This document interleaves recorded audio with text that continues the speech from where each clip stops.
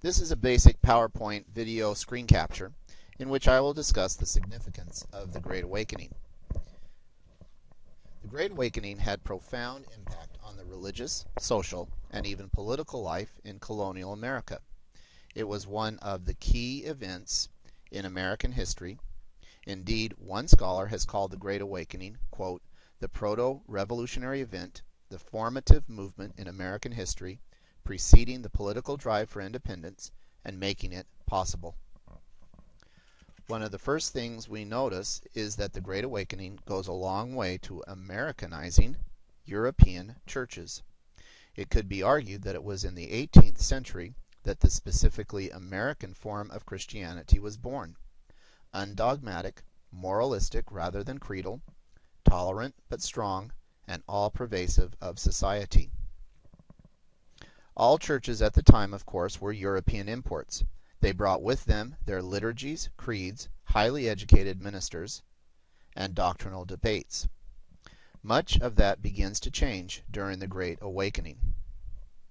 The first thing we notice is the emphasis on evangelical vigor.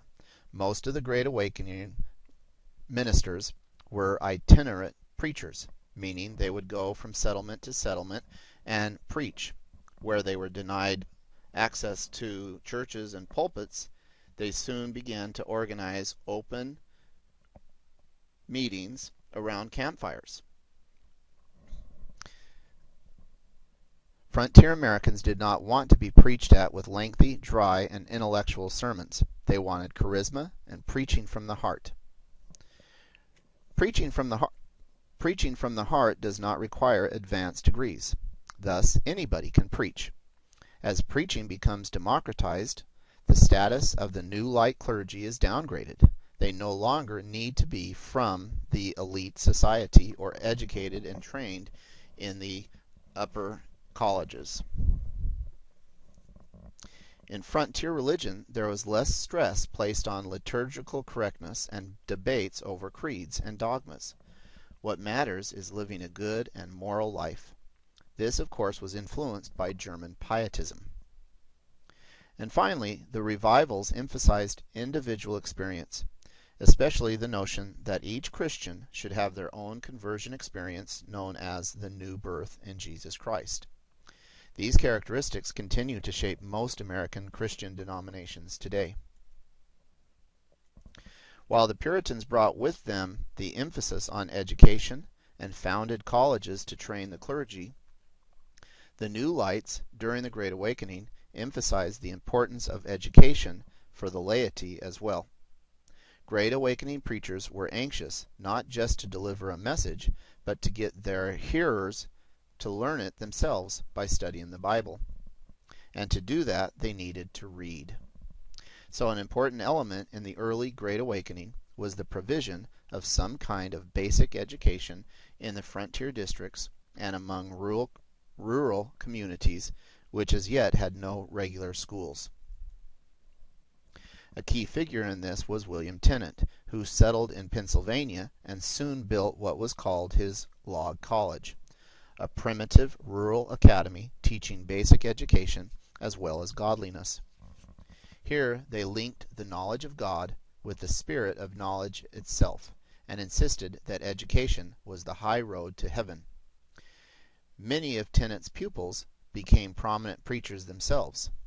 Tennant's log college became what is Princeton today. Another New England Awakener went on to found a highly successful school for Indians, and this in turn developed into Dartmouth College. As already indicated, the Great Awakening emphasized piety and simply living a moral and good life over intellectualism. This and the growing sense of egalitarianism allowed the Great Awakening to spread beyond white male society. The New Lights preached to and at times shared the podium with free African Americans, slaves, and Indians. Women also played a prominent role in the Great Awakening and was perhaps the first time women played an open role in society. Because the emphasis was on salvation over doctrinal argument, this blurred the lines between the various denominations. pulpits were often shared between the various denominations, or when an invitation was not forthcoming, preachers like George Whitefield simply held an outdoor sermon. It was these outdoor sermons, then, that are the origins of the camp meetings and revivals that will play an important role in American religion for the next 200 years. The Great Awakening also contributed to American nationalism by emphasizing unity. It made not only parish boundaries seem unimportant, but all boundaries. Before the Great Awakening, each colony had seen its outward links as running chiefly to London. Each tended to be a little self-contained world of its own. The Great Awakening altered that sense of separateness. It taught different colonies to grasp and appreciate what they had in common, which was a very good deal. As a symbol of this, Whitefield was the first American public figure equally well known from Georgia to New Hampshire. When he died in 1770, there was a comment from the entire American press. But even more important than that new geographical sense of unity was the change in men's attitudes. As John Adams was to put it long afterwards,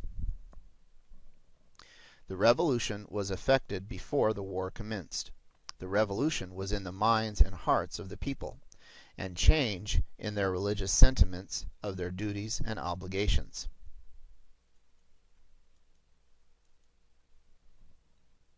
It was the marriage between the rationalism of the American elites touched by the Enlightenment with the spirit of the Great Awakening among the masses which enabled the popular enthusiasm thus aroused to be channeled into political aims of the Revolution.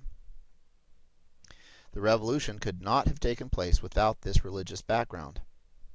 Thus, the American Revolution in its origins was a religious event, and that fact was to shape the American Revolution from start to finish, and determine the nature of the independent state it brought into being.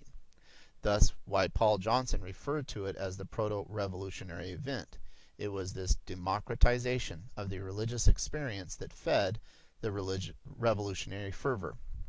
This religious notion that all men are created equal challenges the notion of social stratification, which eventually leads to the egalitarian democracy that was eventually created.